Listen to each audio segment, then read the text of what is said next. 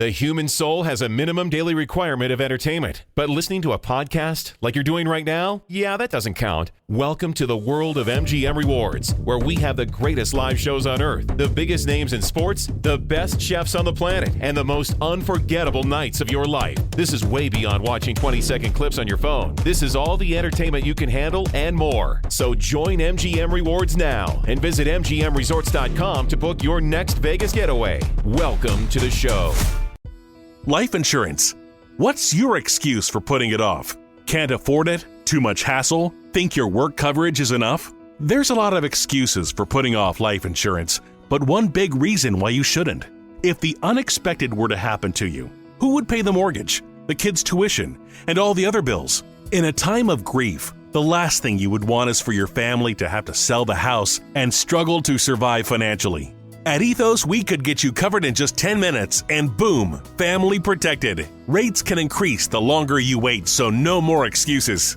Take 10 minutes today and discover the modern way to get the life insurance coverage you need. Ethos, fast and easy online term life insurance. Up to $2 million in coverage with no medical exam. Some policies as low as $1 a day. Answer a few health questions and get your free quote at ethoslife.com/audio. That's ethoslife.com/audio. Steering wheel. Lots of steering wheel here. Steering wheel. Hey, steering wheel. Somebody tell him to give it to him. Come on. Whoa. You like my bass? You like it? How the f*** is possible? I'm driving like a grandma. Get that, Ralph? Did you hear me? I'm on radio. The rest of the race. Ralph, acknowledge. So come on, close him down and kill him. We've got a lunatic on the track down the Hanger State. I am so annoyed.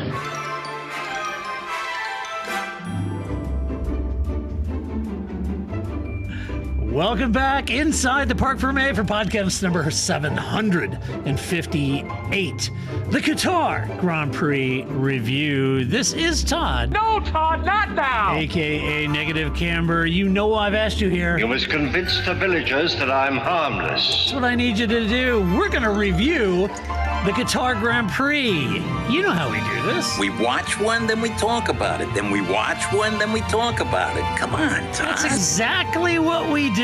We always talk about it, but before talking about it, I have to introduce my guest tonight, which of course means... Ripped from out of the wasteland. He's bad, he's beautiful, he's crazy. It's... Hello, everybody. This is Paul Charles, the International. It's the International. Paul, how you doing? I'm good. How are you?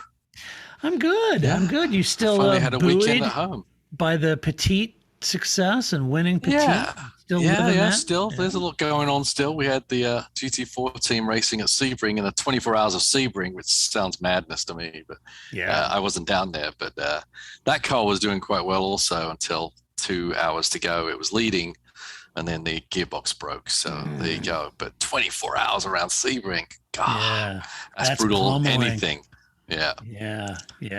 Especially nowadays, it really is worse than it used to be. Last time I raced there, it was bumpy, but a couple of track walks later recently, and I'm like, woof. Oh, there's the ramp. Yeah. So that'll shake the fillings out of your teeth. Yes. So probably no surprise there that the gearboxes, but everything goes to a punishment. Yeah, I mean, it's just tough. You just don't know. One little bump in the wrong place while shifting gear or something, and it all goes horribly, horribly wrong. Yeah.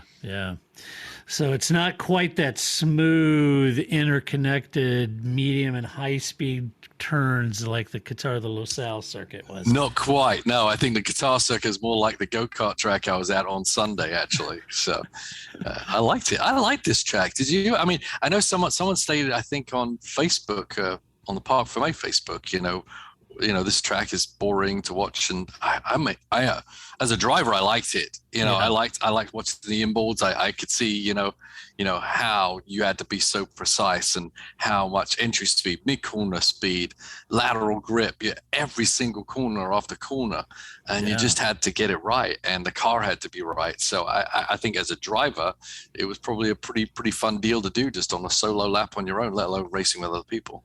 Yeah, I think most of the drivers said they really enjoyed racing on it. It's all these flowing corners and a lot of high speed and no Mickey Mouse. Those, no Mickey Mouse section.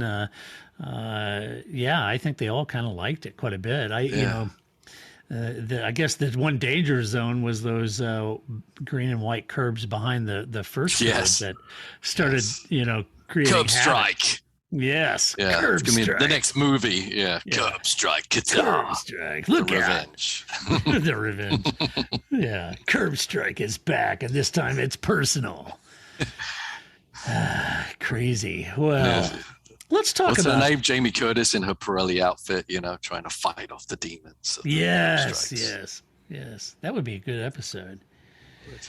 I'm going to write that off right after this episode. I'm going to write the script to that baby. You should. Since I'm going to pick Jamie Lee Curtis when she was 20, not when she's 80 or whatever. You can always go like Chuck Heston in that Omega Man era, Ooh, yeah, yes. There's an oldie but a goodie. They're Soylent Green either way. It's people. Soylent Green is people. Yes, that would be good.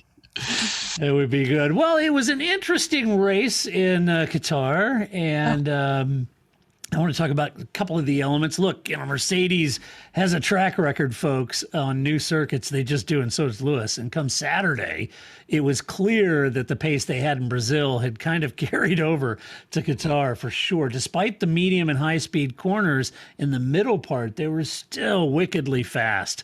What's interesting is that the pace that the team have achieved in the last couple of races, now I'm not sure exactly where it came from, but the straight line speed and gap they put on Red Bull in Brazil was around 9/10, towards the end of that, close to 9/10 a lap. And now in Qatar, it's astounding. It was astounding. And it makes you wonder, have they been running a shorter wick all season? I'm not necessarily suggesting that they're a second a lap faster. I think, Paul and you and I were talking about, I think you're more realistic. It could be 2-3 tenths quicker, but that's a huge gain. Sure. 2 tenths, 3 tenths per lap is a huge gain. And it was just become untenable for Red Bull or anyone else really to overcome. And it's pretty surprising how much, pace they gained. I mean, if I was like a tinfoil hat theory, conspiracy theorist, I'd almost say that we're either being played by F1 to keep the title close throughout the season, or Mercedes played the mother of all sandbags, And I'm inclined to kind of go along, I'm tracking here, and you tell me what you think, but I'm sort of tracking here a little bit with what Mark Hughes said in Brazil, where he kind of felt that they introduced that fifth engine so they could actually have that fourth and fifth engine run them a little hotter than they normally had been, because I guess the reality of it, the engine itself was experienced a lot of wear and performance degradation if they ran them too hot. And so in this case, they could run the wick a little longer, having that backup fifth engine. And maybe that's what we're seeing. Maybe we're seeing Mercedes being able to turn up the engine a little bit and go that route. Not quite sure. Yeah, I think there could be some truth to that. I mean, I think, they know their engines better than we do, and they know what they can and can't handle. They've got nothing to lose by trying to push, I mean, he's second in the championship right now. I mean, although constructors is awful tight still, so you do want reliability for that. But even though for the manufacturers that is where the money is, still the glamour is in the driver's title, right? So right. That's still an important thing for the teams, no matter which way you look at it. So, I mean, I theorized like a couple of years ago when these whole engine allocation things came in, was just accept the fact you're going to change a couple of engines, and just push, because it's going to happen. No one's going to get 3 engines to last the season. So accept that fact and plan out your strategy for the beginning of the year for when you're going to introduce these engines now, because the engines aren't completely frozen. They are, but they're not, right? Yeah. Some of these engines can take some evolution during the season. You don't want to start at, the first Grand Prix and throw 2 engines in there, because those engines, technology-wise and progression-wise, won't be what you really want to have in the car at the end of the season. So you've got to plan it out. And I think a few races ago, I think Mercedes saw where they were at. And I think they kind of put in a strategy here to include a couple extra engines, and so they can turn the work up and take it to max, because they need to do something to change the course, and they've done something to change that course now, right? Yeah, for sure. You know, they really have. And now you've got kind of a situation where their pace advantage down the straight.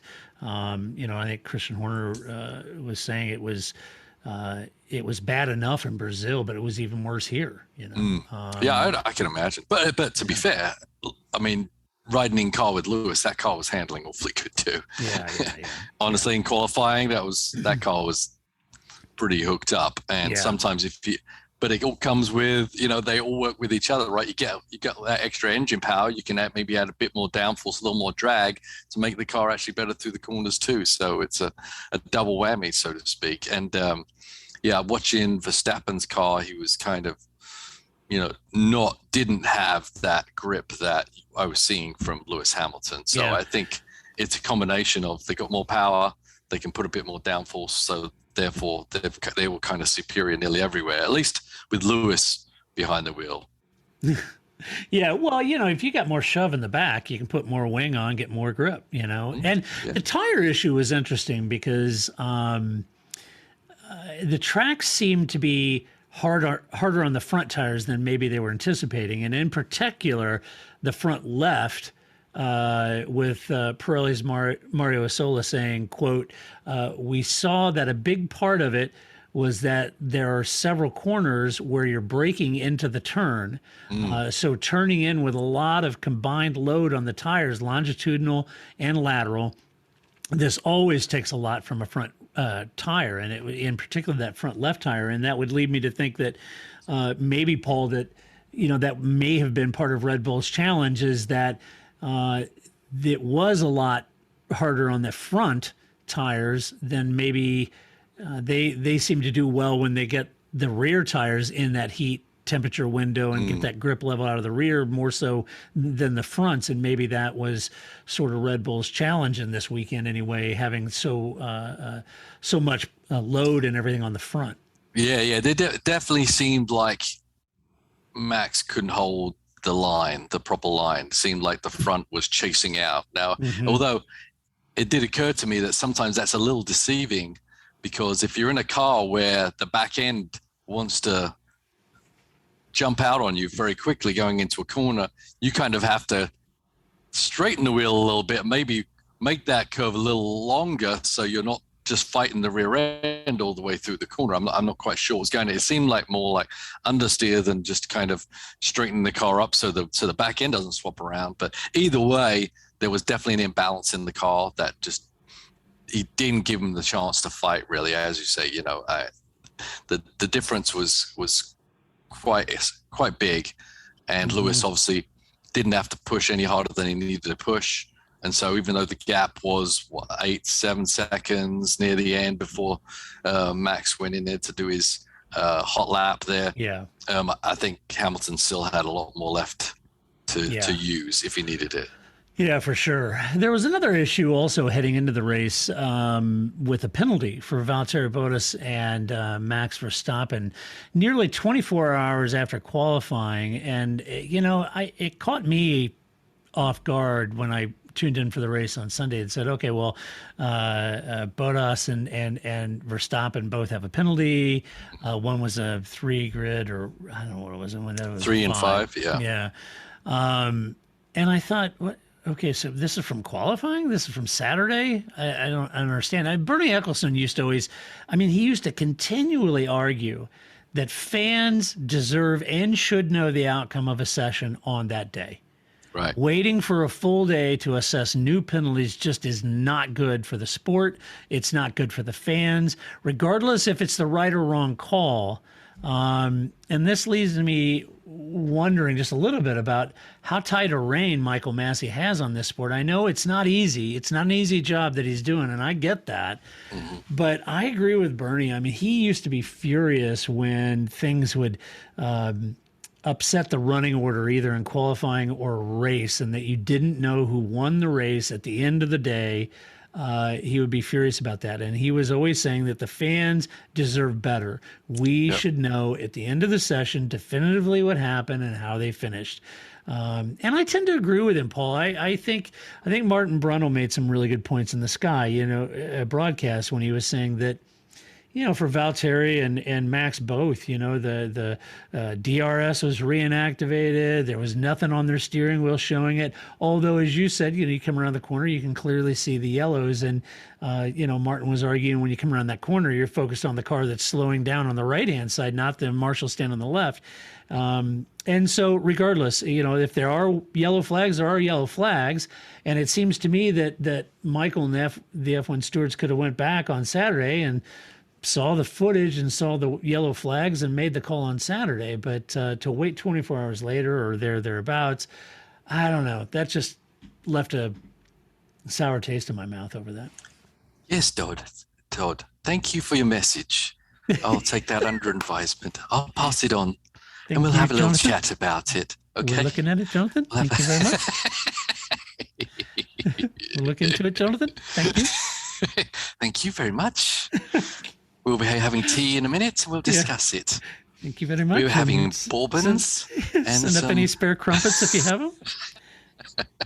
Yeah. Yeah, I mean, Ronald's right? You're looking through a corner. You're not looking for flags. You're looking, you're trying to eke out the fastest way you've been around that corner all weekend long. Why there's nothing happening on the dash, I'm not really sure. But it's because that should be very clear and should happen instantaneously, really. So there was a goof up there. From watching from the outside, I was curious as to why they finished the lap myself, and I was like, well, maybe because Gasly had passed the finish line, it didn't count, because he was out of the way of the actual. He was far enough down the road where it didn't affect him, but obviously that wasn't the case, because it was a little confusing at that time why that wasn't instantaneous. Even more confusing why it takes a day, because it's not just us not knowing, it's the teams not knowing. I mean, they're sitting there till midnight. Lewis is sitting there till midnight, evidently. Trying to figure out the strategy for the race. Right. And if all of a sudden you find out, you're going to be starting back there now, things are going to change. Yeah. So I think it's unfair for the teams. I don't think it's good for the fans to all of a sudden be, surprised by a penalty that is pretty self-evident at that moment in time. It's not like they got to keep measuring the wing. There's, inconclusive evidence because of this or that. Seemed pretty conclusive. They should have just done it and moved on. Yeah. I mean, if you didn't lift under double wave yellows, you didn't lift, and that's a penalty. Fair enough. But call it on the day. That was it. Well, let's talk about the race and how they finished. Certainly, Mercedes up at the sharp end of the grid. Lewis Hamilton P1, Valtteri Bottas a DNF. Lewis continued his dominant pace and performance in Qatar with a commanding pole on Saturday, and then an even better race victory.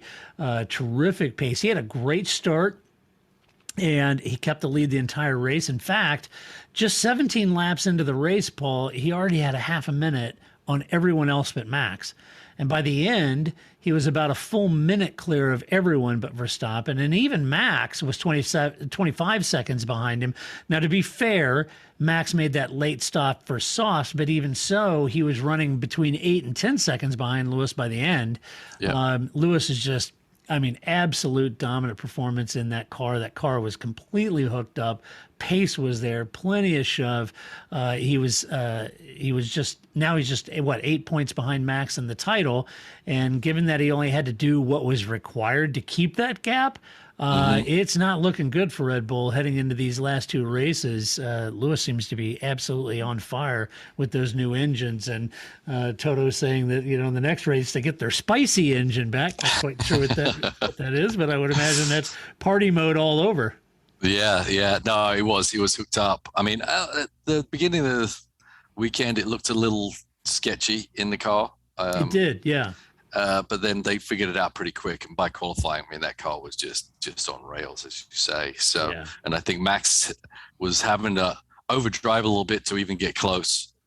He just did. It just wasn't there. And you could see Max was trying as hard as he could, and Lewis was trying only as hard as he needs to. So, the combination is working out great. They've got the car handling well. They've got the power in the back, and Lewis is as fit as he's ever been. So he's on the ball too. I mean, his focus is ahead, right? It's easy for him. It's going to be a little less easy these last 2 races because he's got to kind of protect himself too. Because if he gets any issues and he's out, then that's kind of nearly handing a championship away. So the last 2 races can be a little different. Up until this point is when all they had to do was win. You just got to win. You just got to win. Yeah. There's nothing, and that's what they've done, and it's got them right in the hunt, in the chase for it. So kudos to the team and Lewis on his side of the garage. Certainly, firing on all cylinders. For sure. Yeah, absolutely. His teammate, not so much. Valtteri. The human soul has a minimum daily requirement of entertainment, but listening to a podcast like you're doing right now, yeah, that doesn't count. Welcome to the world of MGM Rewards, where we have the greatest live shows on earth, the biggest names in sports, the best chefs on the planet, and the most unforgettable nights of your life. This is way beyond watching 20-second clips on your phone. This is all the entertainment you can handle and more. So join MGM Rewards now and visit MGMResorts.com to book your next Vegas getaway. Welcome to the show. With Lucky Land Slots, you can get lucky just about anywhere. Dearly beloved, we are gathered here today to... Has anyone seen the bride and groom? Sorry, we're here. We were getting lucky in the limo and we lost track of time. No, Lucky Land Casino, with cash prizes that add up quicker than a guest registry. In that case, I pronounce you lucky.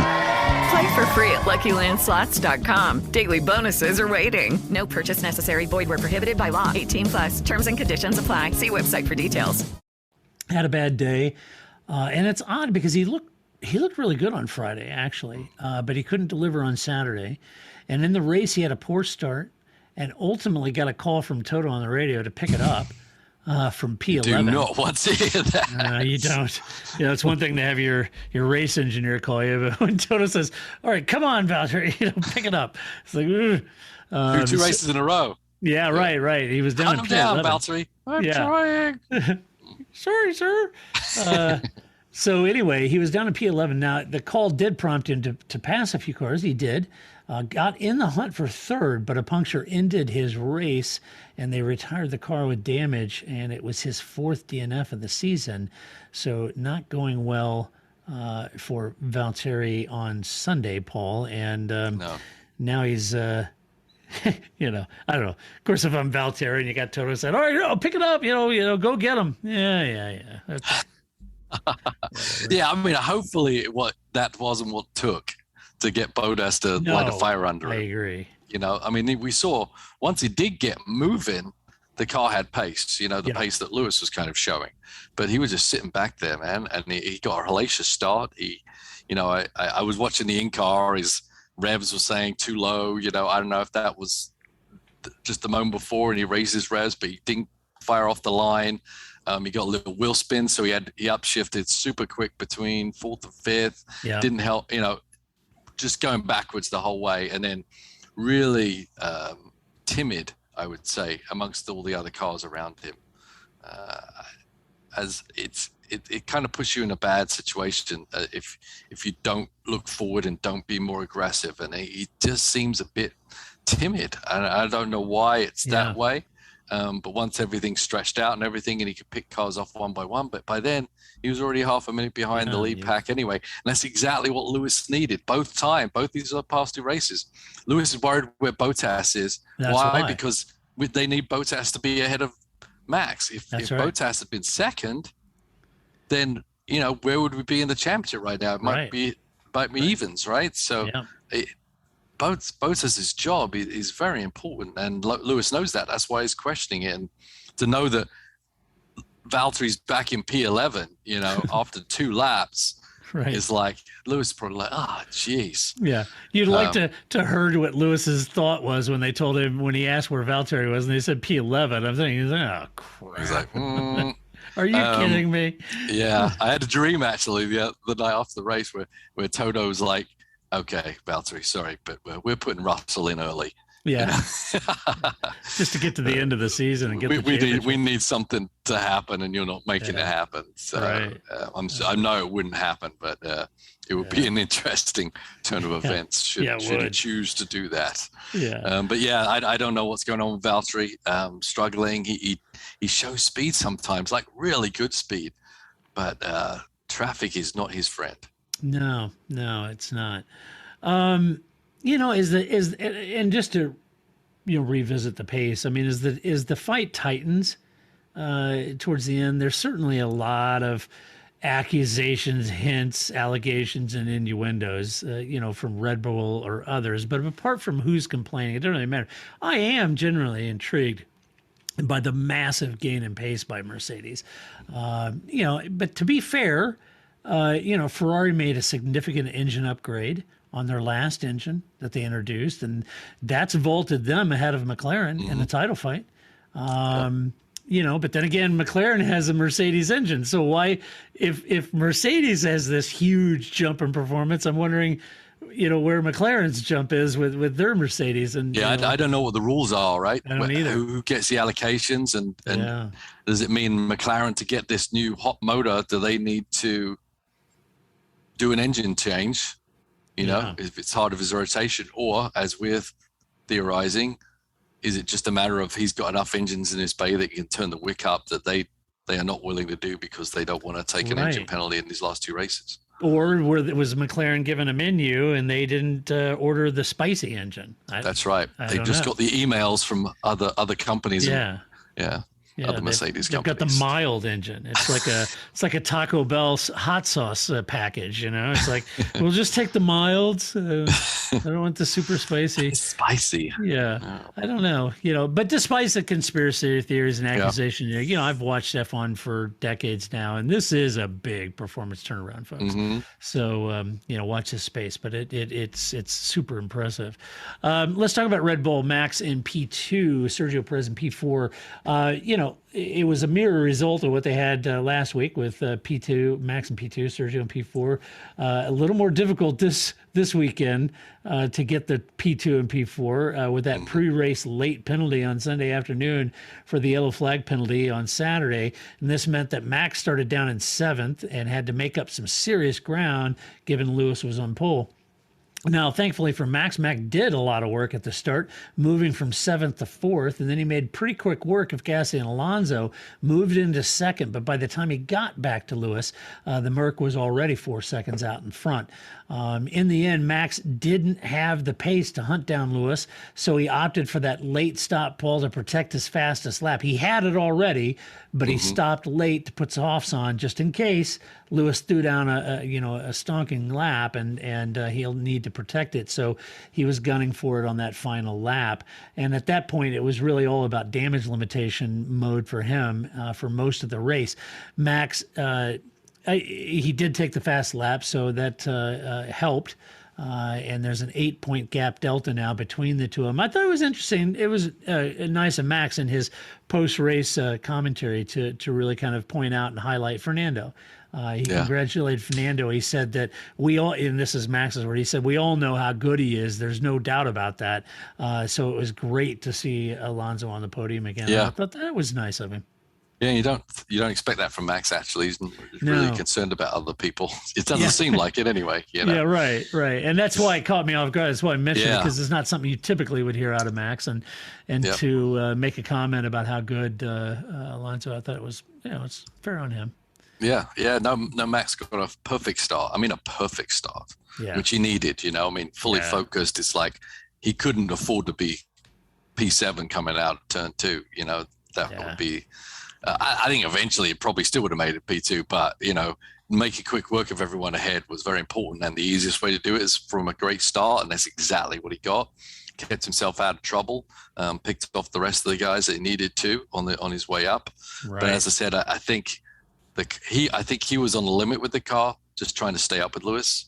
From what I could see, it definitely wasn't turning in the way you'd want it to. It wasn't holding the corner like you wanted to. So he was trying to be creative with his lines to get something out of it, and just wasn't in the cards. I mean, when early laps, Lewis, as soon as he got in the lead, he was already protecting his tires, right? Yeah. And he was able to protect his tires right up until the point where Max, got up to P2. Then Lewis had to step it up a little bit, but he didn't take any edge off his tires either, Lewis. So Max had to get him where he needed to go. So he was always on the back foot there, but to come out with a P2 is super important to keep himself, in the lead, and could easily be in something different. So good for him.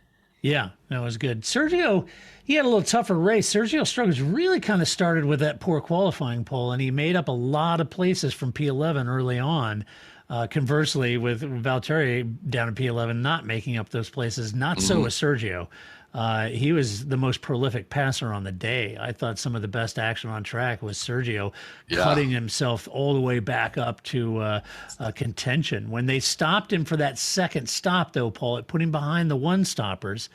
And just when it looked like he might make the podium in those final laps, chasing it or hunting down Alonso for third, that virtual safety car came out. That scuttled that notion, leaving him basically on the doorstep of the podium in fourth place. So very difficult race. But, you could say super impressive, and it was. And he passed a lot of people. Had he not had that poor performance on Saturday, he wouldn't have had to do the heroics to get there. But when he needed the heroics, he delivered. I don't know where his pace is going in qualifying. Yeah. It's because as soon as the race starts, like he's completely out of position to the pace that he has, you know? I mean, it wasn't like he was just having a bad weekend. He just had a bad qualifying. Right. Because once the green flag dropped, he was going and he made some incredible passes.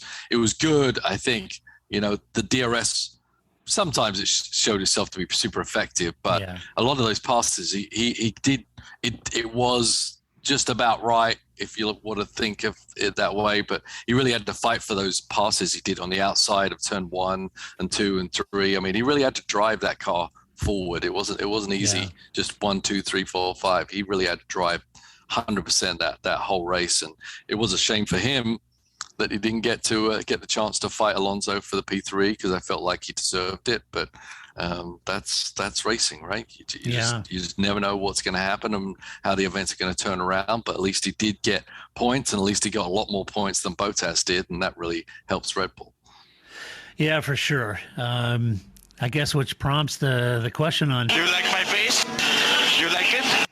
Oh, not so much on Saturday. Yeah, not Saturday. Yeah. Don't ask that question on Saturday. Yeah, exactly.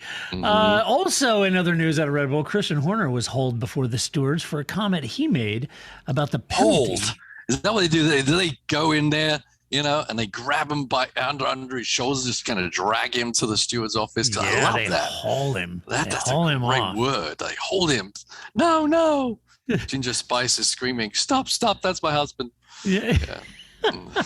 Yeah, I guess I should have said dragged him. They dragged him before, It's like he got to the court. He was there, but no, he was hauled before the stewards. He made a comment about the penalty and how the race director needed to control the race better in the case of like a rogue marshal waving a flag or something like that. Now, on the surface of it, and there was a lot on social media, and even some of the media pundits were sort of making it sound like you could see where it sounded like it was a personal attack or a personal issue with that particular marshal if you were just reading social media.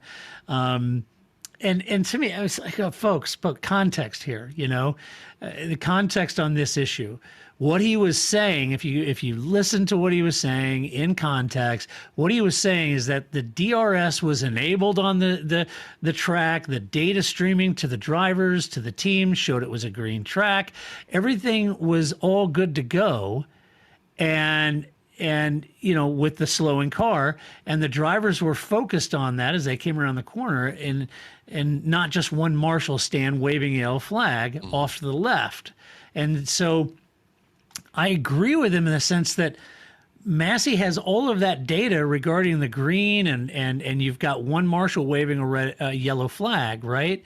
And the issue with Christian was saying that the race director needs to make sure that all the marshal stands, that all of the data flowing to the teams, to the drivers, that everything is controlled better. If you've got a marshal waving a flag, then the steering wheel shouldn't be green with DRS activated. Right. And you know, that's what he was saying. He said, what would happen if you had a rogue marshal out there waving a red flag or something because he's confused and your steering wheel and everything says it's good? He was making a criticism that things need to be ran much tighter. You can't have a marshal out here waving a yellow flag, rightfully so, for a stopped car, while the data and everything streaming to the drivers and the team says the track's green and it's a hot track. Right. And so that's what he was saying. Maybe that's why the debate was taking longer. I don't know, because if the systems weren't working, then do you penalize them? Or, maybe it was a debate. You're right. Yeah.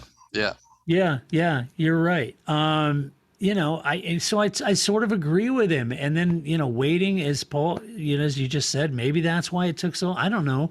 But he was saying that the race director needs to have a tighter grasp on what's going on with the data, with the marshals. He made a comment, you have a rogue marshal out, meaning you've got one marshal waving a caution while everything else on the track was a hot track, and that's what you're telling drivers and teams, right?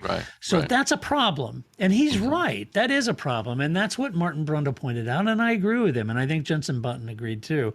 Although, I don't know, Simon, tone it down, man. The bias is killing me on the broadcast. Dude, chill a little bit. So I kind of understand. I understand what he's saying, and everybody was teeing off on, Christian Orders, denigrating all marshals. He's not denigrating all marshals. He came out and said, no. Look, what the marshals do, they are incredibly grateful for what all the marshals and volunteers do. Of course he is. That's not what he was saying, but then he was denigrating the FIA and the stewards. Okay, so he wasn't happy with a penalty that came 24 hours after qualifying. Really? Color me shocked. I mean, history, folks, is littered with team bosses slating the FIA and stewards. I mean, take Toto. Remember calling last week's driving that Max did? He said the fact that they didn't call a penalty was, quote, laughable. Is that... that's not being very kind. It's all part of the game, right? Yeah. It's part of the game. He was rebuked by Jean Todt. You remember when they released and introduced the halo, and Toto said it's a joke and he would cut it off with a chainsaw if he could? He wasn't endorsing something that the FIA officially released, right? Right. Was that healthy for the sport? It created some dissension, The point is, folks, bosses get upset too. And this is nothing new with Christian venting. I think we can have a little patience. You just hadn't, just as we did with Toto last week, or Otmar. Think of Ron Dennis, or how about Paul, one of those famous Ken Tyrrell froth jobs, right? Yes. Get one of those. You get Ken up in your grill, it. What about Colin Chapman? You think he was always happy with the marshals and everything? Niki Lauda, Jackie Stewart wasn't happy. Max Mosley called Jackie Stewart, of all people, a certified half-wit. Right? And that's for the president of the FIA. Yeah. So, folks, it's all part of the game. It's all part of it. Just stop with the rhetoric and vilifying Christian because he was being critical of the penalty. It happens. Get some context. Next up, the big surprise of the weekend, Paul, Alpine. Fernando Alonso, P3. Esteban Ocon, P5. Look, Alpine had a bit of help with the Bottas and Verstappen penalties. Okay, admittedly. So this left Alonso starting from third, and there was no assurance that Alonso was going to finish in third. And after passing Gasly, he got up to second at the start of the race, and then he drifted back during the pit stop after his single stop, but he was on a one-stopper, Paul, and he marched his way forward and made that work. Fernando couldn't keep the recovering Verstappen behind him. But in all fairness, he legit worked his way back up to that podium. And with Bottas out and Perez on that two-stopper, he had to ask Ocon to defend like a lion to keep Perez behind him and off the podium. Now, Esteban did what he could. and there's only so much you can do for that Red Bull and keep Perez behind him. But the virtual safety car, Paul, came out just when it did, and that did the trick, and that kept Perez behind Alonso, finished third, and as proof that the Alpine car did like this track. And Alonso's podium, sans Perez and Bottas, was proof that on merit, you could look at Ocon's good qualifying pace as well as Alonso's fifth. What a great result for this team and for Fernando. Yeah, no doubt. Yeah, I mean they were there on merit. You take Bottas out of it a little bit, but still incredible pace over the rest of the midfield pack, and they ran a great race, great strategy. Alonso was running that one stopper the whole time. I'm really happy Alonso is in third, but can you imagine that last lap battle with Perez coming up behind Alonso, and Alonso even on old tires trying to keep a hold of that? But that would have been a last lap to watch. I promise you that. So that would have been interesting. But in the end, I was pretty happy that Alonso managed to secure that. He earned it. The team earned it. It wasn't, they had the pace and they took the opportunity when it was there. And Alonso was very happy, although he had a very potty mouth on, they had to be apologized for. He did F-bomb there at the end, didn't he? F-bombs, you don't see that very often, So he was just excited, man. It's like a guy. He's won a lot of races. He's won 2 championships. Yeah.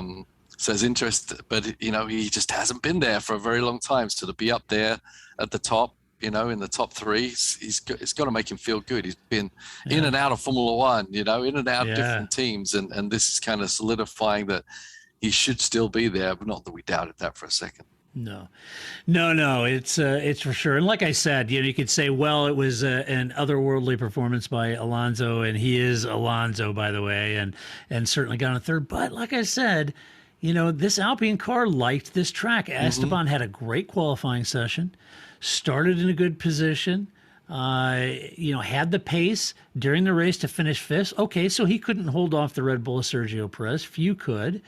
But Alonso couldn't hold off Max either. All right, so fair enough.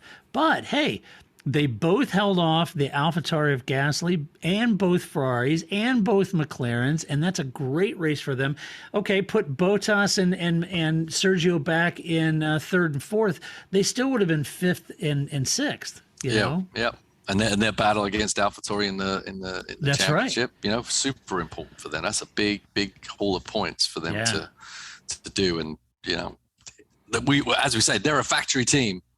They shouldn't really be messing with the second tier team from Red Bull, but they are, but it's all a part of a big plan because the human soul has a minimum daily requirement of entertainment, but listening to a podcast like you're doing right now, that doesn't count. Welcome to the world of MGM Rewards, where we have the greatest live shows on earth, the biggest names in sports, the best chefs on the planet, and the most unforgettable nights of your life. This is way beyond watching 20-second clips on your phone. This is all the entertainment you can handle and more. So join MGM Rewards now and visit MGMResorts.com to book your next Vegas getaway. Welcome to the show. With Lucky Land Slots, you can get lucky just about anywhere. Dearly beloved, we are gathered here today to... Has anyone seen the bride and groom? Sorry, we're here. We were getting lucky in the limo and we lost track of time. No, Lucky Land Casino, with cash prizes that add up quicker than a guest registry. In that case, I pronounce you lucky. Play for free at LuckyLandSlots.com. Daily bonuses are waiting. No purchase necessary. Void where prohibited by law. 18+. Terms and conditions apply. See website for details. Next year, everyone's starting with a clean sheet of paper. So hopefully they can really show what they've learned. Yeah. Aston Martin, Lance Stroll. Where did he finish? I sixth. Okay. Yeah, I had it wrong on my notes. And Vettel was in 11th, right? Yeah, he finished 10th. 10th. That's right. 10th. Gosh, why didn't I change this in the notes? This is terrible. So 6th and 10th. That's right. So Vettel had a tough start trying to avoid traffic, and he ran wide, dropping him down to 17th, but he did a decent job of recovering up to 10th. and a point nonetheless. And when you consider that he made his one-stop strategy on a used set of soft last over half the race, that's a pretty Herculean task given the tire failures later in the race with the other one-stoppers. So, not a great race, but, what he did on a used set of softs is pretty impressive. Yeah, no, for sure. But those tire failures, is it just the tire failing, or is it the driver making a mistake and the tire, when it's marginal, then kind of, losing, getting some issues with it. So maybe it's just about keeping it clean, I think Vettel's been better than not recently. So I think it was a good drive for Seb. I know Lance was pretty happy with himself after that. He's had an up and down season too. He's been out, lost the plot a few times. So definitely on the sharper side for the Aston Martin team, which is interesting because of, the issues they have with their rake and all this kind of stuff. Yeah. That's all about handling, etc. So I said that they finally stopped whining and got down to the job of, running a race car, and seems like they did pretty good in a track that you wouldn't think would have been great for the Aston Martin, considering what their deficit they feel is to the higher rate cars. Yeah, well, you're right. I mean, Lance to me looked a little bit ragged during the weekend heading up to the race, but come race day, I think he made a really good start, made up a couple places, was showing good pace on his first stint. At a stop, he was able to undercut Sainz's Ferrari. And then hold on to that sixth place. Yeah. And that's the first dual points finish since France for this team, Paul. Wow. So it's a good result for Lance. He had to manage those tires. That wasn't easy. He had to hold off the Ferraris, which he did very well. He should be happy with that result. Yep, absolutely. Yeah. Speaking of Ferrari, Charles Leclerc in P8, Carlos Sainz at P7. Carlos started on the mediums on the dirty side of the grid after the race control couldn't figure out where he was supposed to start, he or Valtteri.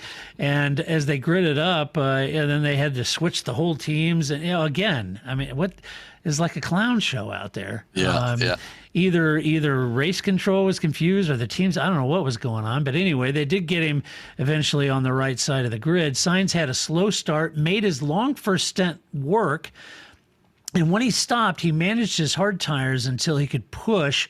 That he had made that stop, came out on hards, and had to manage. And then once he got to the window where he could push, he really started to push. But unfortunately, he was in that DRS train, Paul. Couldn't really make much more out of his race in P7. Yeah. I think it wasn't the best weekend for Ferrari, obviously.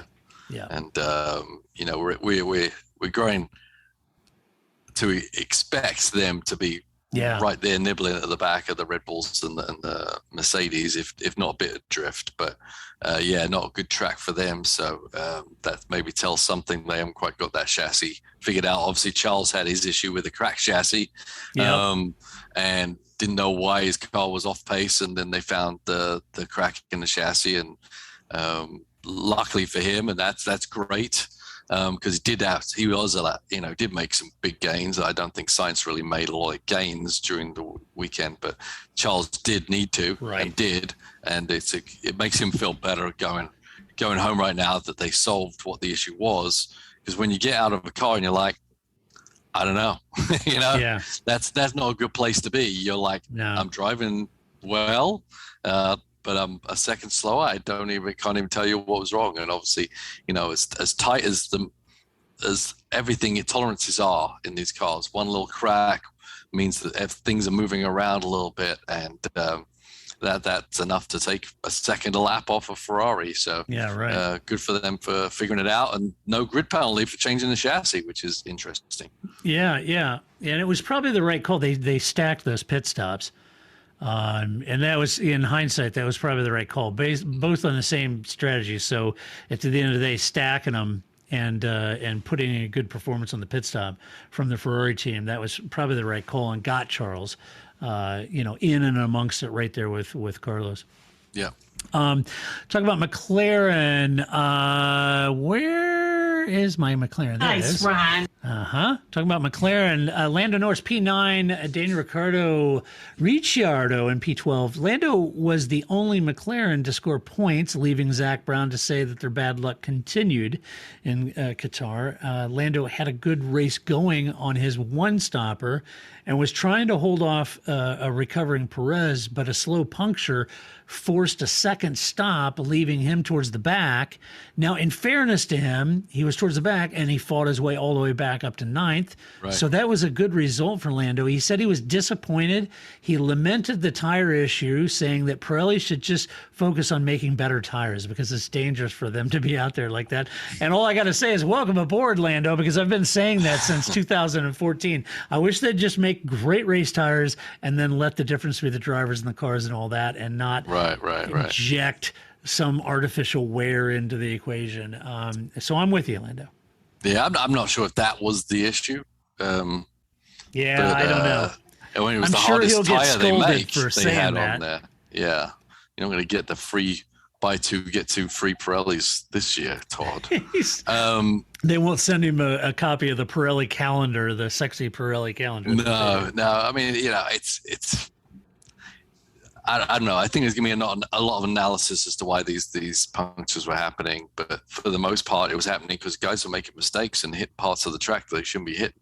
I mean, we've said before, I don't like limit penalties. Let's just make it severe jeopardy if you go off the track at certain points. And severe jeopardy seemed to be happening, I mean, we don't like to see that. Obviously, we don't like to see things fail on the car and everything like that. But it's not like it was.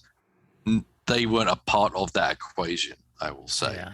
I think all the drivers that ended up having a puncture was not because they kept it on the island the whole time. I think once the tires wear and then they start getting those curb strikes, etc., that definitely increases your percentage of having some kind of failure along the way. Right. Yeah, Dan had an issue with his fuel. And he had to lift quite a bit for the entire race, which compromised his heroic charge to the points. So it's a tough weekend. And it's been a really tough triple header for McLaren. They entered this triple header really buoyed by their win and Monza and everything. They're, really seemed to be on song.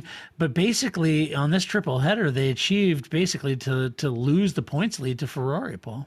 Yeah, I know. It was a shame on Ricciardo because, I mean, I listened to the comments he made afterwards, and I think it was a false reading on the fuel, and he was like, I don't know where the mistake was, but he said at the beginning of the race, I was already having to save fuel. So he never made any progress, which really hurt my fantasy team, by the way.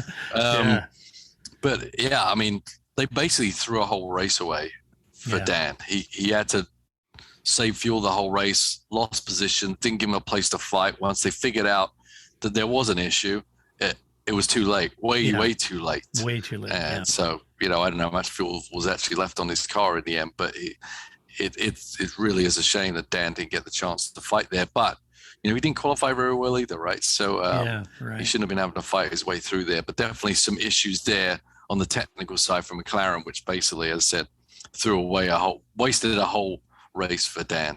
Yeah, for sure. AlphaTauri, Pierre Gasly, P11, Yuki Tsunoda, P13. Pierre started second on the dirty side using a pair of softs, but lost out to Alonso. And the team boxed him pretty early for a two-stopper, which he was committed to. That dropped him further back. He had to fight back through the field, but the second stop put him towards the back once again. And with so many one-stoppers ahead of him, it was going to be tough to get back to the podium or, anywhere close to Alonso, who was on a one-stopper. So that kind of put paid to his race, Paul. Yeah, it was a bad strategy. It didn't work out for him. Not necessarily just two-stopper versus one-stopper, but when they pitted him. But it just seemed that car just didn't have anything after you got one or two laps into a stint on a tire. Because I was expecting when he did that second stop for him to make hay, because he closed up to Vettel and then Vettel pulled away again. Yeah. But he had much fresher tires. Yeah. So there was something that they got horribly wrong with pressures or setup or something that car could obviously put down a quick lap, as we saw. But 2 or 3 laps in, and he was just going backwards in a hurry. And I don't know what happened to Yuki, if he was having the same issues, because we didn't see him at the sharp end. But for Gasly, I was expecting great things, starting second and in that car, and he'd been handy all weekend long. I was like, wow, he could. Who knows what can happen if he may be able to jump, because wasn't he on the soft tire at the beginning? He was. Yeah, so I mean, he could potentially do everything that Red Bull needs him to do, which is get ahead of Hamilton, but it just wasn't in the cards, and the car was just off. And no matter what he did, and as I said, later in the stint on newer tires, he was still losing ground to Vettel in the Aston Martin. So very strange. Yeah, it was. And Yuki said that he struggled with the soft tires as well. He was on the same strategy. He lost way too much ground, struggling with those softs. And it's a tough weekend for them, because their fight is with Alpine in the Constructors' title. And that stung a lot given Alpine's results. Yeah, for sure. Yeah. Alfa Romeo, Kimi Räikkönen P14, Antonio Giovinazzi P15. Kimi got a decent start, made up 4 places early on, but their 2-stop strategy didn't work very well either, and it sent him backwards to fight with Latifi. And conversely, Antonio basically had almost the same exact race.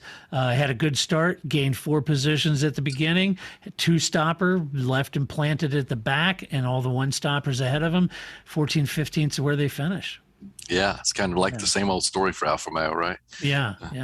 They just don't have enough. They don't have, the car's not lively enough. They don't have enough performance in it. Occasionally, Kimi will pull something out of his hat, and even Giovinazzi can do something qualifying from time to time, but it's just a lower midfield team right now. So I'm sure Valtteri isn't too excited about that. I'm sure he is. So, the big revelation out of the weekend was that Haas F1 beat Williams. You had Mick Schumacher in P16, Nikita Mazepin in P18. Mick jumped Latifi at the start, later fell backwards, but he said that he had a sniff of the Alphas, so that was good. He felt good. He said the car felt much better this weekend, so he was pretty happy with the performance. Nikita stopped later than Mick did and was running ahead of Mick for quite a while, because he made his tires last longer than anyone except Bottas. And then he boxed late.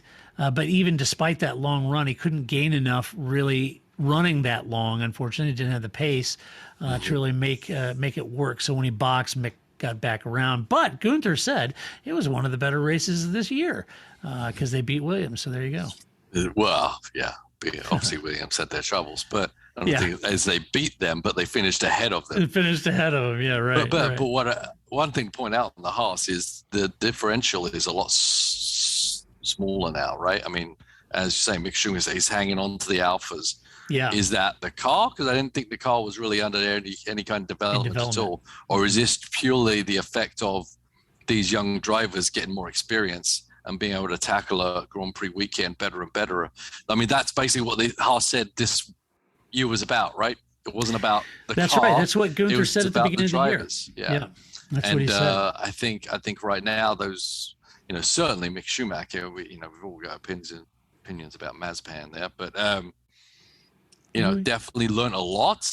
And I think, that for them to be as close as they are on a week in, week out basis right now is actually a pretty positive sign. And let's hope that Haas, the lack of resources they've put into this year is really going to pay off next year. Let's hope so, right? Right. Williams, George Russell, P17, Nicholas Latifi, DNF. George suffered a puncture late in the race. This dropped him to the back from an otherwise decent race I thought he had going. He limped it back to the pits for the new tires and new nose, and that left him pretty much at the back. Latifi, same issue.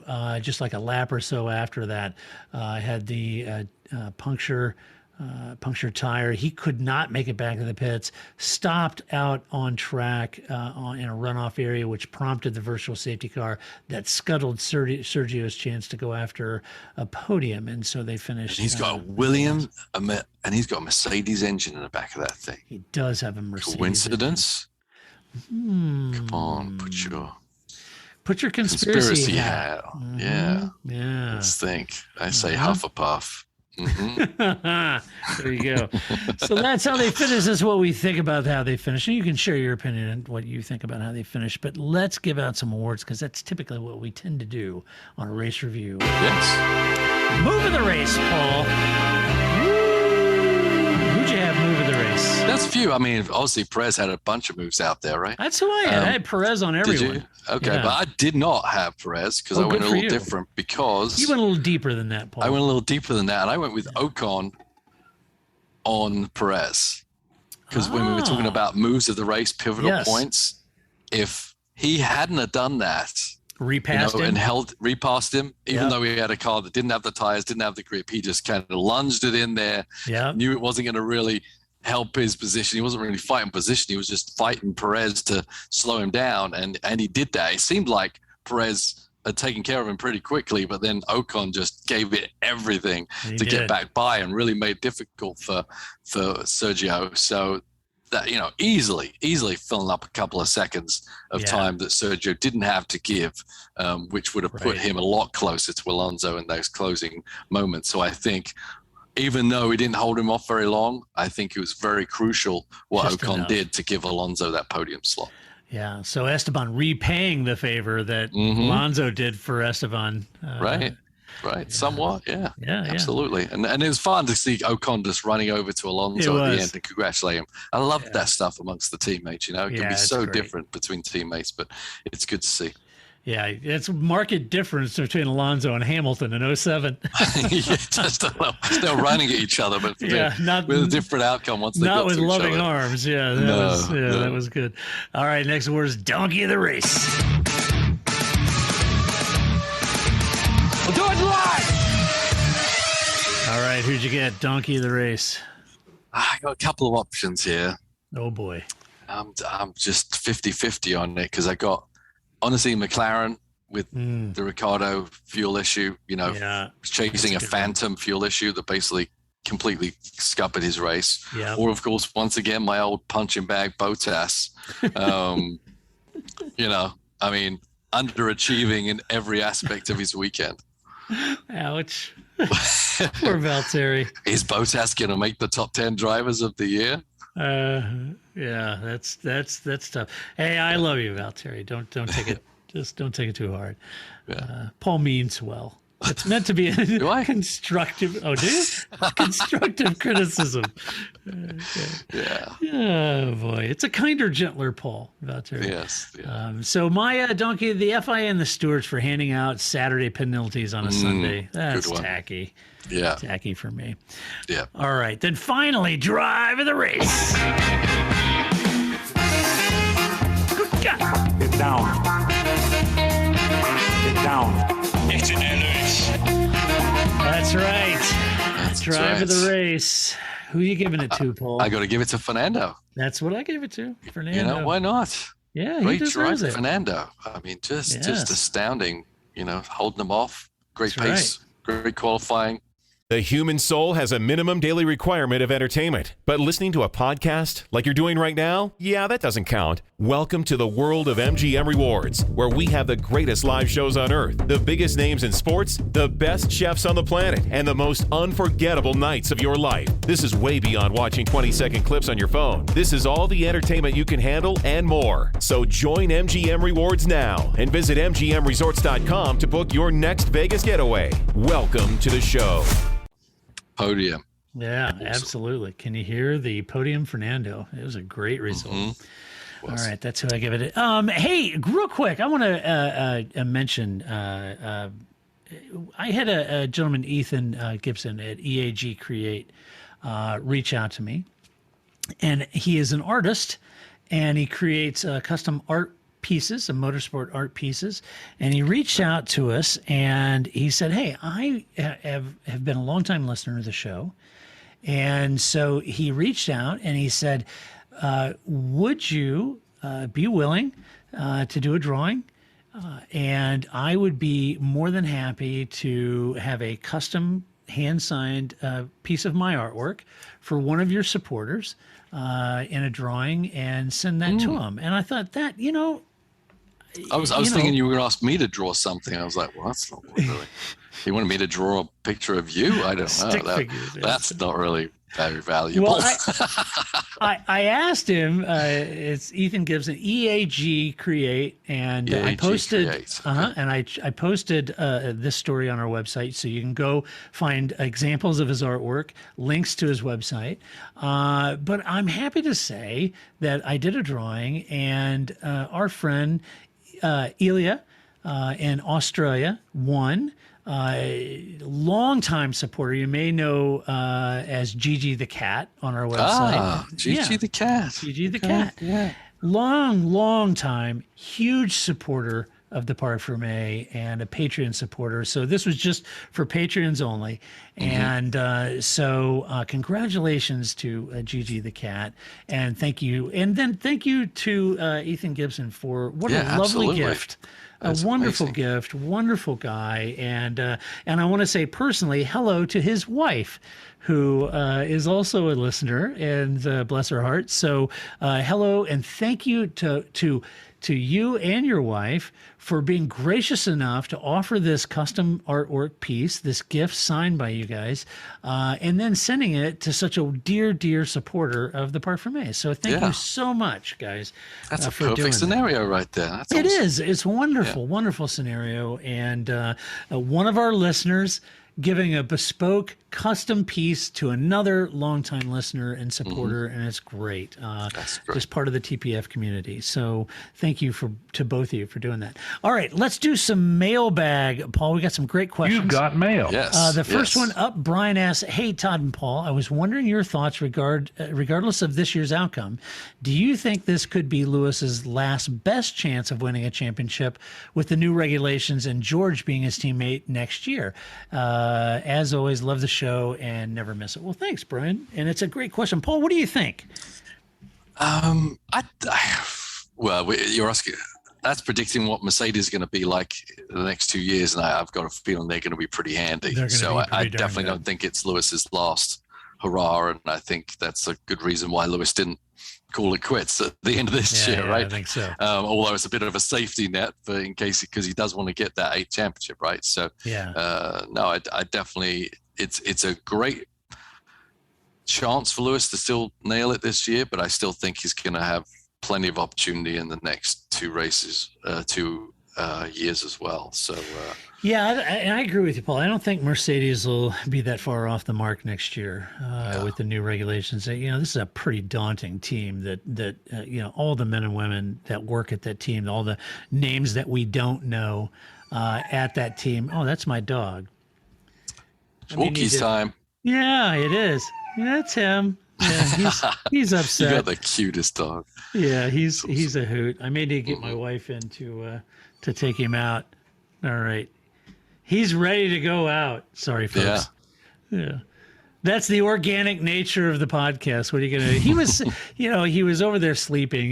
The old adage, let a sleeping dog lie. So I've been leaving him there and letting him enjoy and sleep. So my dog's been playing little tiny pitter-patter of tiny feet all around right now. He's ready for dinner too. He's polite. He's not quite the vocal one I am. So anyway, I agree with you. I think Mercedes in this case isn't going to be far off the mark. I do think George is going to be a little bit of a handful because I think George is uber talented.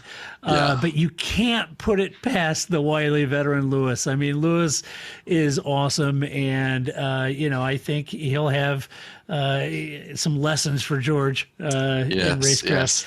So I don't think it's his last chance. Yeah, Lewis has had some history with when he's had really capable teammates for it to be quite an abrasive situation. Right? Yes, he has. So you think of Lonzo, you think of Rosberg. Right. Jenson Button beat him that year, and he wasn't too happy about that. And you notice when people ask Jenson, and he's talking about Lewis, he's always very polite, very kind. But you can tell there's an undertow in what Jenson thinks about Lewis.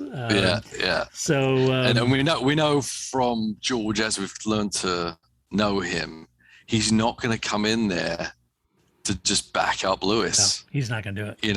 I mean, nor should he. No, he definitely shouldn't. But that is definitely not going to. It's not going to be his learning year. Oh, hi, gee shucks, everybody. I just want to support the team. He's there to give him the opportunity to start winning races and championships at the beginning. Right. My one piece of advice for George is do a Lewis.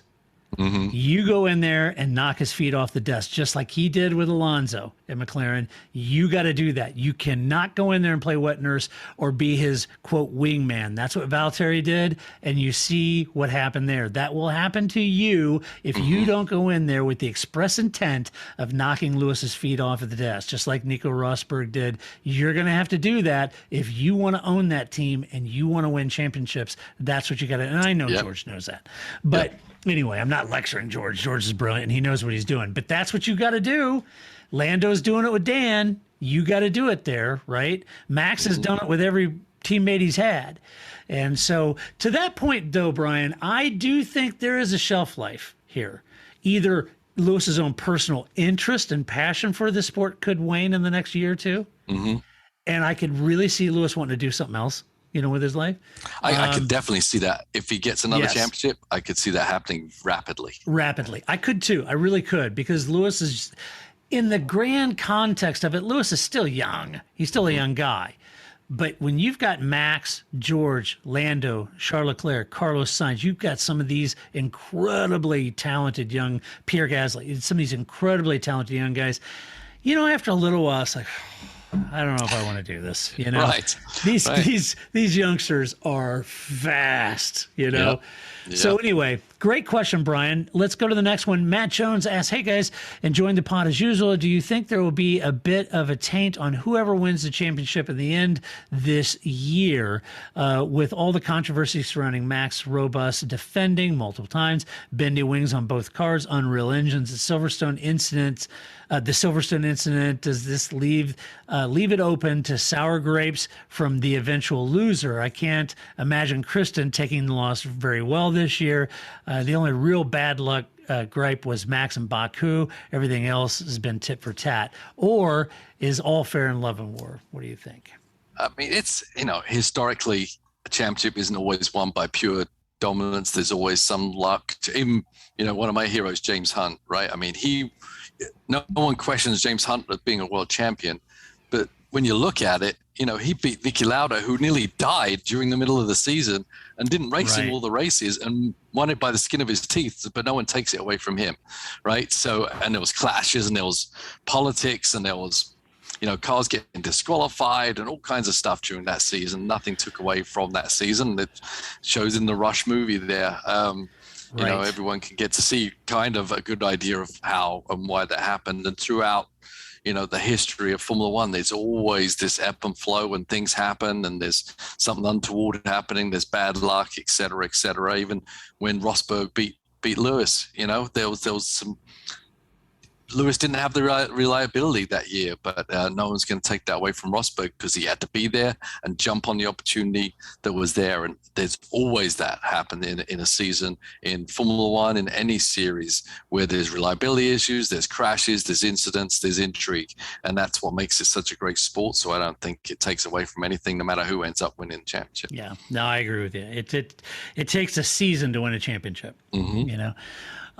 Great question, though, Matt. I agree with it. Miles asks, how do you go about learning a new track? How many laps does it normally take for you to feel comfortable pushing it for a hot lap? Well, Miles, I am absolutely no help because I'm not a professional driver. The good news is Paul is a professional race car driver, and he's had to learn lots of new tracks. So, Paul, tell us what your thoughts are on that.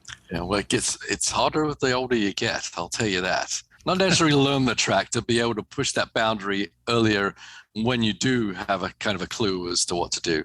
I mean, it's different. This process has evolved, right, with simulators, etc.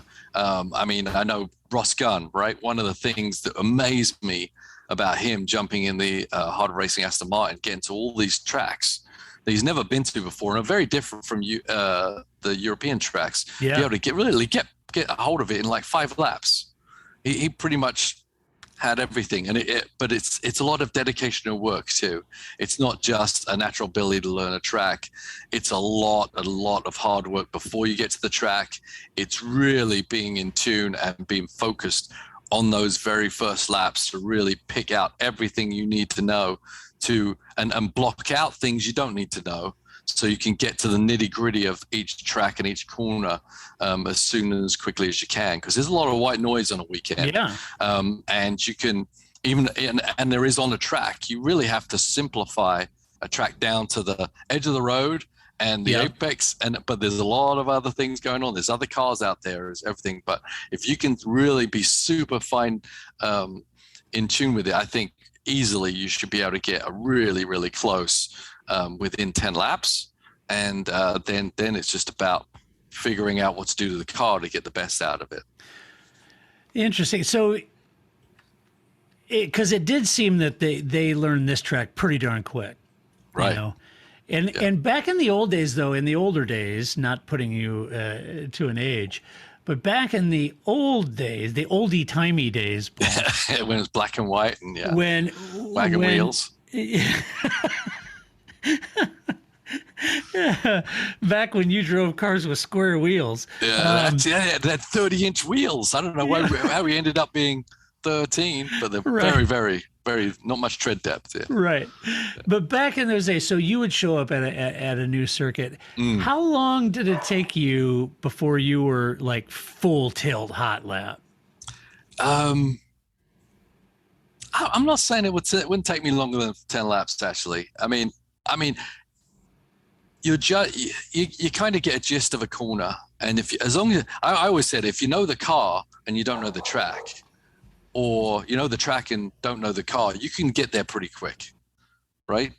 So the big thing is, the focusing and you know what type of corner. If you're in a car, you know what its threshold is. You push pretty hard, because there's no point in, you don't drive around just going, oh, there's the apex, that's nice. Oh, maybe I'll track out there, because you can't tie those things together till you really get the car to the limit anyway. The apex will move. We do track walks, right? And that's a very nice apex right there. When you get in the throes of it, you're nowhere near it, because of how the car feels and how much grip there is, and you get a feel for the flow, and you're always working.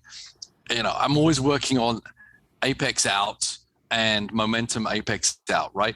And so that's what you're aiming for, and you do whatever you can at the beginning of the corner to get that momentum and get on the power as early as you can and carry that momentum out of the corner. So you just keep working back from the exit, so to speak. That makes sense. Yep. And visuals are everything. You don't drive by driving from point to point to point. You look at the big picture and you look ahead. So it's not like the corner's a surprise to you, unless it's that's why street circuits are harder, because there's a lot of blind turns. But if you're on a track with some open, like Qatar was, right, you could see nearly the whole track. As long as you can see the trajectory of the corner, you know the car you're in, you kind of know what gear this corner is, you can get there pretty darn fast. Yeah. So I would say if I knew the car, and then usually I did, I could get there easily within 10 laps. But if you went to a new track and a new car, it can take a little time. Interesting. Great question, Miles. Great question. We've had some great questions recently. I've been loving it. Yeah. Really cool. We had a lot of people asking questions. And Keep them coming. Good. Yeah, very good questions too. So, okay, Cam asked, just curious, will George Russell get the wrong tire strategies, bad wheel nuts, and horrible team decisions that Bottas gets? Don't get me wrong, he's not up to Hamilton's standards, but it still seems if anything Mercedes goes wrong, it's always on Bottas' side. Love the show. Congrats, Paul, on the Petite. I won a Petite. Oh, thank you. It's a great question, Kim, and there was this notion, if you go back to the halcyon days in Ferrari from 2000 to 2004, it always seemed like if something went wrong at Ferrari, it would happen to Barrichello, not Michael's car, but it would happen to Barrichello's car. And it just kind of seems that way. And to be honest with you, it kind of seems that way since 2014 at Mercedes too, except that year that Nico won. Lewis had some issues with his cars, but it always seems like if it's going to go wrong, it's going to go wrong for Lewis's teammate, Yes. There's just that notion happens, I guess, Paul. It's just that those title contenders, maybe there's a level of detail and double checking and triple and quadruple checking everything. Maybe there's a level of detail that just happens to a title contender's car that may not to his teammate. I don't know. Yeah, I mean, it's maybe. Yeah, I mean, it's not made up that, if you're on a car that's the world champion is driving, you may be taking that extra little bit of time and maybe thinking of it. Also, maybe the team puts the best people on the championship car too, right? And they pay more attention to it. There's definitely they're trying to scupper Bottas and putting something on his car that's going to break. Both sides of the garage are doing everything they can. But there's just something about, just that last little thing. I don't know. It's hard to, if you asked anybody, they'd say, hell no. No. Right? And mechanic from an engineer, whatever. But if you know that you stay out that extra 10 minutes, you do this, that this car is going to win a race for you rather than just be second or third, it's there. It's a reality. Yeah. Yeah, it is. It's an interesting notion because it does seem like that, but there is these arguments that people have made, and I've seen some fans that are newer to F1 that kind of see these issues that crop up for maybe Valtteri or in even back in the day with Michael. And they say, "Oh my gosh, they're purposely scuttling Valtteri's race or Rubens' race or Mark Webber's race, right? With Sebastian Vettel, they may run alternate strategies that complement Lewis, and it's a strategy designed to buttress Lewis's strategy if Valtteri performs at the level that they need him to perform at. Very much with Sergio and Max, or very much with Mark Webber and Sebastian Vettel, or whatever it might be. Now, the other driver doesn't like being used and their strategy being a complementary strategy to the team leader, but that's kind of the harsh reality. But the allegations that they'd purposely ruin a race makes no sense because Mercedes needs both cars to finish 1-2 for the Constructors' Championship because that's where all the money's made, right? Yeah. So they purposely wouldn't kill their own chances of being the Constructors' Champion in order to do that. So anyway, it's a great question though. And then that's, we're going back to George. That's something he's going to set that tone the day he walks in. That's right. It's like you need to get your guys, your side of the garage, working harder and just say, but he's setting the stage by how he behaves, how late he stays, how he talks to people, get the support. It's not just about being a nice guy and having people like you. No. It's about pushing everyone, but pushing yourself as an example to lead with, right? Right. Very important how he sets that stage early on in the season next year. Yeah, which is what Michael did. He was staying late, working with them, and I think, to be honest, I think Lando does a little bit of that. Himself. So and Max. So anyway, great question. Great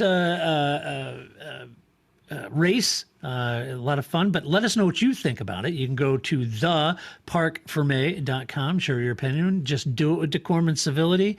That's the one rule we have. No personal attacks. Disagree all you want. That's fine. We could totally disagree and still enjoy each other's company.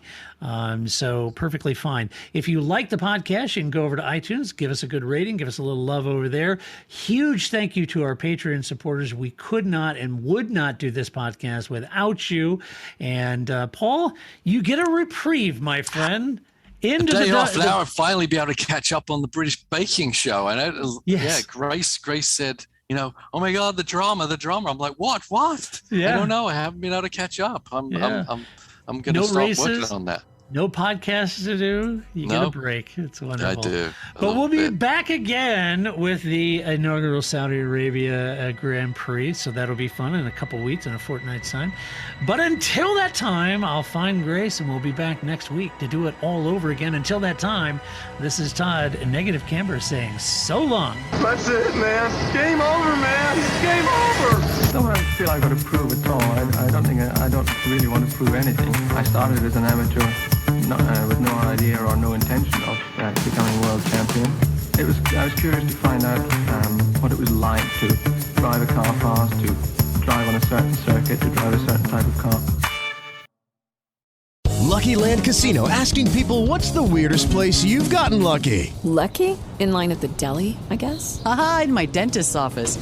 More than once, actually. Do I have to say? Yes, you do. In the car before my kids' PTA meeting. Really? Yes. Excuse me, what's the weirdest place you've gotten lucky? I never win and tell. Well, there you have it. You can get lucky anywhere, playing at LuckyLandSlots.com. Play for free right now. Are you feeling lucky? No purchase necessary. Void where prohibited by law. 18+. Terms and conditions apply. See website for details. With the Lucky Land Slots, you can get lucky just about anywhere. This is your captain speaking. We've got clear runway and the weather's fine, but we're just going to circle up here a while and get lucky. No, nothing like that. It's just these cash prizes add up quick. So I suggest you sit back, keep your tray table upright, and start getting lucky. Play for free at LuckyLandSlots.com. Are you feeling lucky? No purchase necessary. Void where prohibited by law. 18+ terms and conditions apply. See website for details.